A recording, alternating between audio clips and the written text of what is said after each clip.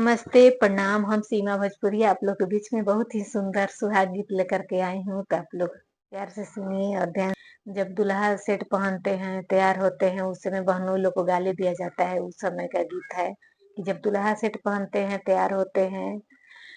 उस समय बहनों लोग को गाली दिया जाता है। वो गीत है, बहुत ही प्यारा सा गीत है, मजाकिया गीत है कि सेटो ना पहिरन दुल्हा धाई जलन दुआर लाल काहे ना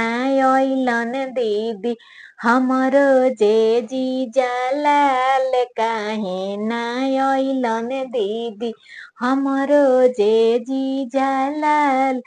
मौरी ना पहिरन दुल्हा धाई जलन दुआर लाल काहे ना अइलन दीदी हमरो जे जीजा लाल काहे ना अइलन दीदी हमरो जे जीजा लाल उनकर बहिनी सोनर वाले के भगली लाल यही के लजी मामना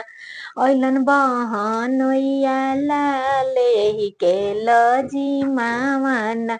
अइलन बहनोइया लाल शेरमनिया ना पहिरन दुल्हा धाई जलन दुआर लाल काहे ना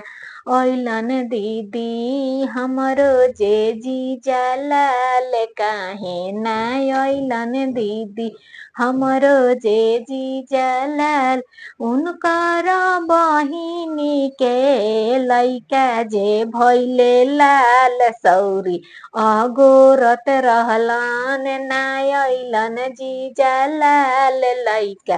पियावत रहलन ना अइलन जीजा लाल लइका पियावत रहलन ना अइलन जीजा लाल